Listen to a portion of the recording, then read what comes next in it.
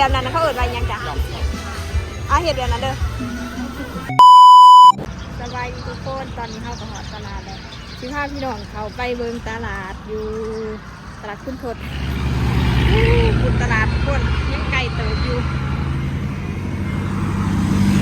เดินเอาค่ะเดินเอาค่ะโอ้โหว่าสิได้ยังกินยังเหมือนหมูก้อนไอปนกับลูกศิษย์วันนี้ไปห้าเบอร์นี้นอกว่าสิได้ยังเลยถ้าได้ยินจะเสียงรบกวนหลายขออภัยเด้อทุกคนเพราะว่าบ่มีไม้ใส่ย่างเขามาในตลาดมีหลายอย่างแห้งทุกคนสายบัวก็มีเด้อหมักเกลือหมักพริกหมักนาว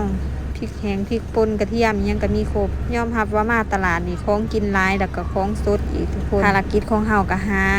ปนปลากับหนึ่งพักคือเก่าดีขออนุญาตเอามาฝากเอาเด้อเพราะว่ามันเป็นเสียงรบกวนหลายทุกคนเพราะว่าดีบ่ได้ใส่ไม้หั่นนะนี่ก็สิเป็นอาหารย่ำลูกศิษย์เฮาก็เลยสั่งไปลูกศิษย์เนาะลูกศิษย์2ไม้แล้วก็ปลาหมึกกรอบเริ่มต้น10 บาทเฮาก็จัดไป30 บาททุกคน3อย่างก็30สั่งไว้แล้วเฮาก็ไปหาหลอดตลาดต่อทุกคนอาหารที่เฮาตามหาก็พอแล้วเด้อทุกคนเฮาตามหาปนปลาปนโตนะทุกคนปนปลาดุกโตหรือเขาเอิ้นว่าต้มน้ำปลาแดกเนาะแต่ว่าบ้านดีจะเอิ้นต้นปนโตกินกับผักลวกนี่เขากันคักทุกคนนี่มากบอลนี่แหละทุกคนมีผักแบบหลายๆอย่างให้เฮาเลือกมาละ5 บาทเฮาก็เลือกเอายังก็ได้ในหันเนาะเฮาก็จัดไป20 บาทและปนโตปนปลานะ30เป็น50 บาทจากนั้นเฮาก็มาเอาย่ำที่เฮาสั่งไว้เด้อทุกคน30 บาทแต่มาบ่เคยเห็นอาหารนี่จักเทื่อกำลังเห็นครั้งแรกก็เลยจัดไปเนาะทุกคนลองคันแสบเทื่อหน้าเอาอีกแบบนี้ก็คักอยู่เด้อทุกคนเห็นแล้วแบบว่าเป็นของกินลิ้นเนาะอยากจอดซื้อเปลี่ยนจากถอดลูกศิษย์มาเป็นย่ำลูกศิษย์โอเคได้อยู่ทุกคนได้อยู่แม่ค่ะก็เฮ็ดให้เฮาเรียบร้อยแล้วเนาะทุกคนเนาะระหว่างการยืนถาเอาย่ำทุกคนก็เถียงกันอยู่ว่าเป็นใบตองแท้หรือใบตองปลอมที่จริงหันเป็นของปลอมเด้อทุกคนเป็นยางหั่นนะงามคือกันกับของแท้เลยหลังจากออกมาจากย่ำลูกศิษย์แล้วก็มาเจอ20 บาทมาจากดักแด่ทุกคนแบบนั้นเขาเอิ้นว่ายังจ้ะ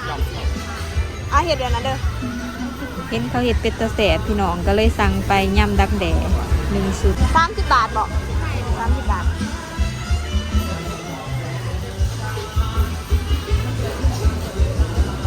ยำแมลงลาบแมลงโอ้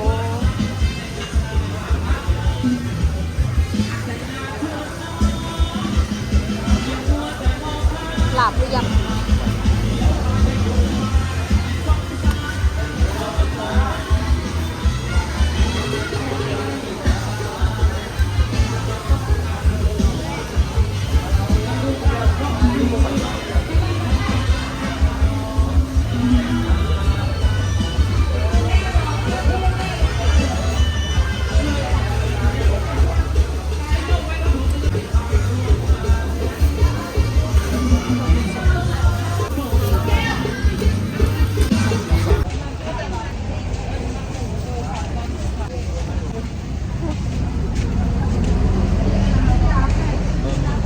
จากตลาดแล้วทุกคนได้หลายอย่างเติมบ๊ายบายเดี๋ยวขอกันกินนะพี่น้อง